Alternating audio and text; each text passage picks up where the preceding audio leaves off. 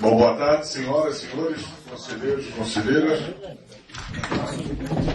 Restabelecendo, então, o nosso compromisso de hoje com a reunião extraordinária, a primeira reunião extraordinária da tarde, marcada para as 13 horas. Estamos aí com 10 minutos de atraso, mas já temos quórum regimental para tratar de uma matéria que diz respeito à alteração do regimento geral. Antes disso, quero passar aqui a palavra à Proplan, a pessoa da nossa técnica universitária aqui, Roselane Pontes, que vai fazer uma rápida apresentação aqui do portal do Serviço ao Cidadão. Né? Então, boa tarde a todos. Para quem não me conhece, como o professor falou, meu nome é Rosilane, eu trabalho com o professor Leandro na Pró-Reitoria de Planejamento e eu vim trazer uma boa notícia. A boa notícia que eu venho trazer é que o governo do Estado lançou na semana passada o Portal de Serviços ao Cidadão. E nesse Portal de Serviços ao Cidadão, ele é oriundo de uma lei já de 2011. A Secretaria de Estado da Fazenda tomou essa responsabilidade para si. E desde o ano passado a gente está trabalhando nesse sentido de conseguir implementar realmente essa Carta de Serviços ao Cidadão.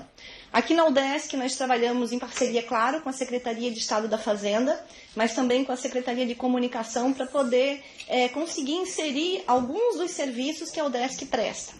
A melhor notícia de todos é que o pessoal da Fazenda ficou muito impressionado com a quantidade de serviços que a UDESC presta aos cidadãos de Santa Catarina.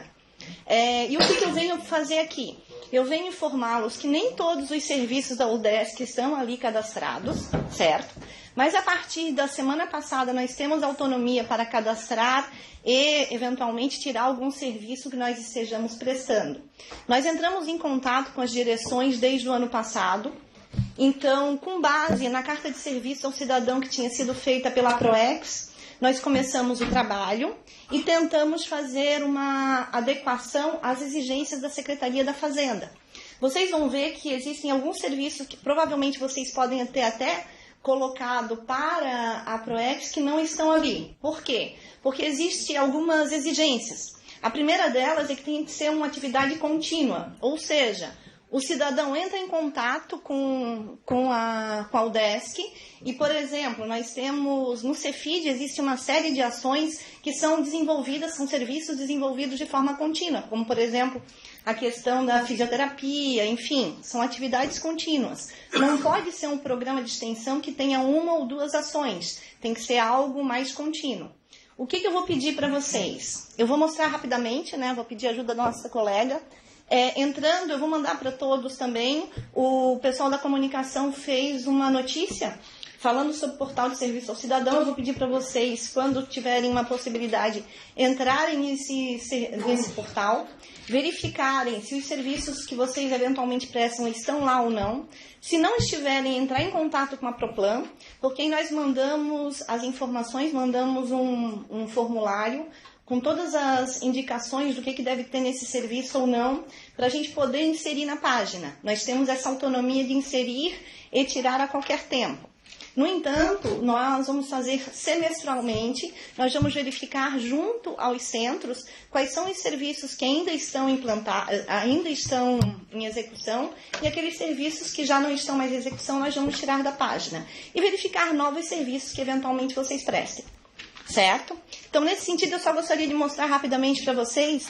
Eu coloquei ali o desk e já apareceram ali os serviços. São 5 páginas de serviços só do que a gente conseguiu cadastrar de forma completa, certo? Tu pode botar ali para mim em Cefid, por exemplo? Aí aqui vão aparecer os serviços que o Cefid nos passou. Eventualmente, podem ter outros serviços que o Cefid tenha e que não estejam ali cadastrados. Tá? E o que a gente precisa, que foi tão complicado assim? Tu pode entrar ali no participação de reeducação postural, pode ser o primeiro ali.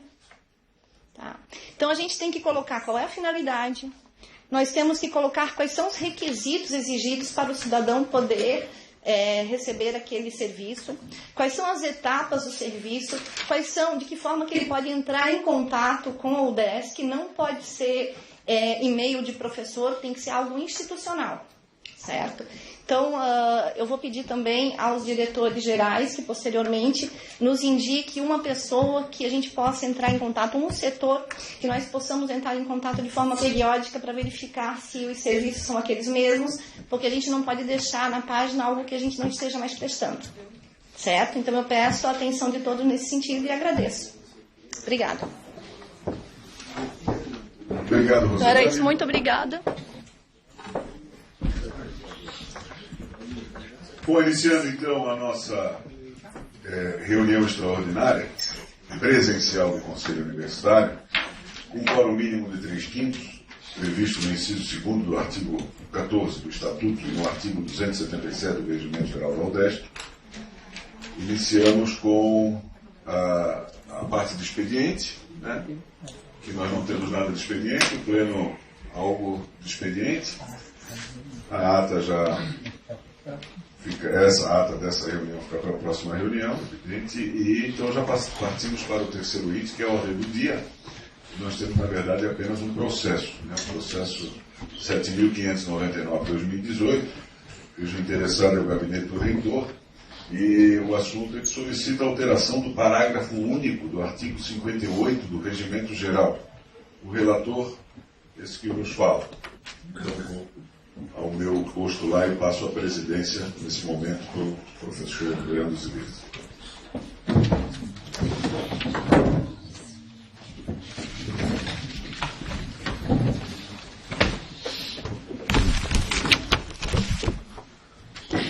Bom, boa tarde a todos, todas.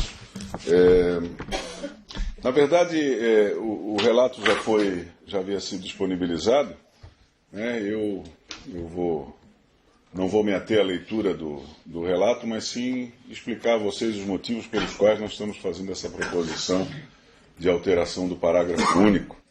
Na verdade, essa alteração partiu de uma CI emanada da Direção-Geral do SERES, né? Há realmente, né, isso já foi discutido há um tempo atrás, né, Carlos André? E há realmente uma questão de interpretação com relação ao parágrafo único do artigo 58. Existem alguns centros que interpretam de uma forma, o SERES interpreta da forma que a Projur, né, fez o parecer. Então, de fato, o objetivo aqui é só esclarecer, deixar claro, né, e para que a gente, todos tenhamos um mesmo posicionamento. Então, rapidamente, no artigo 58, lá do nosso estatuto, Nicole, por favor, o artigo 58 está aí, né, ele trata da composição dos conselhos de centro, né?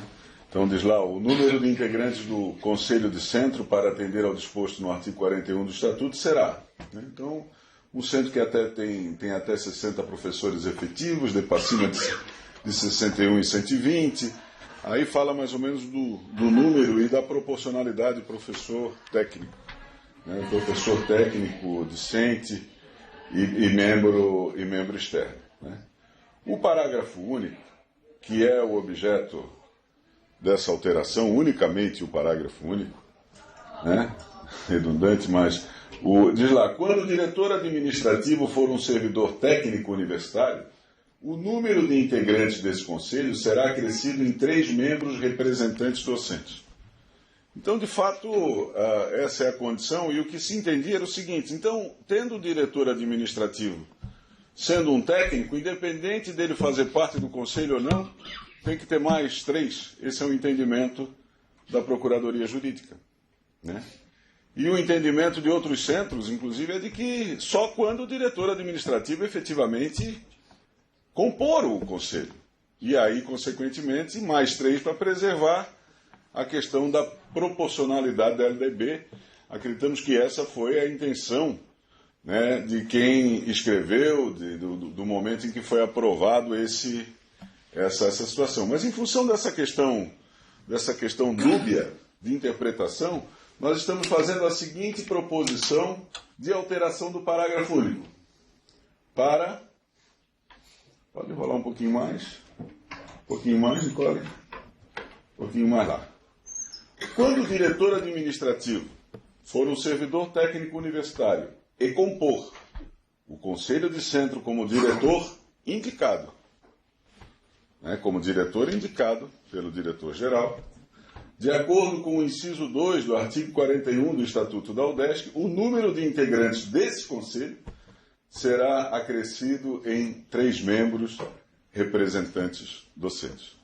Então, nós estamos esclarecendo aqui para que teremos o aumento de 3 docentes quando o diretor administrativo compor efetivamente o conselho, e não numa outra situação em que ele não for indicado pelo diretor-geral.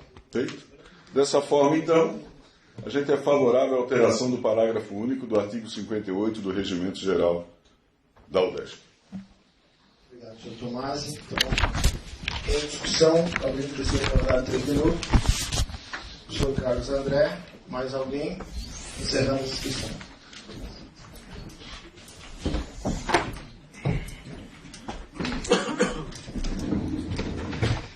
Bom, boa tarde. Eu queria agradecer a sensibilidade do reitor em atender esse pleito nosso, porque o que acontece com o SERES é que,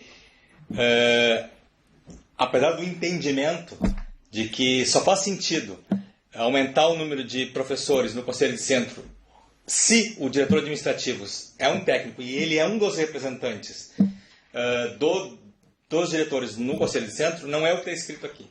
Isso é apenas um entendimento. E o que aconteceu no nosso centro é que há 2 anos atrás, mais ou menos, um professor questionou isso e disse que, sendo, no caso, o nosso técnico, que é o Rodrigo que está aqui, nosso diretor administrativo, sendo um técnico, a gente estava descumprindo a LDB. E a gente fez um consultor jurídico e o jurídico, então, disse que, na verdade, sim. Porque não está escrito o que agora a gente está tentando alterar aqui. E aí fez com que a gente tivesse que aumentar o número de integrantes do nosso Conselho de Centro, o que faz com que a gente tenha que ter sempre 16 professores à disposição para fazer parte do Conselho de Centro. Como esses 16 professores não podem se reeleger, a gente sempre precisa de um número elevado de professores que o nosso centro não tem. Talvez os centros de vocês do interior também não os tenham. E então a gente fez esse pedido para o reitor, porque a gente está desde junho sem Conselho de Centro, em função de que a gente não tem professor para repor. E só assim, no entendimento da Projur, fora o CEPLAN, que é o único que não tem um diretor administrativo que é técnico, que é um professor, todos os outros centros da UDESC, eles estão constituídos de fato, mas não estão constituídos de direito. Então, teoricamente, estão todos na mesma situação que a gente estava antes. E não aconteceu absolutamente nada com vocês, porque nenhum professor, nenhum técnico questionou isso, em termos jurídicos. Então, obrigado, senhor Carlos André. De fato, a gente quer agora... Consulta o relator, se quer se manifestar. Obrigado, então. Inscrições para a rodada de 2 minutos. Não havendo quem queira se manifestar, então coloco em votação. Quem for favorável ao parecer do relator permaneça como está. Aprovado por unanimidade.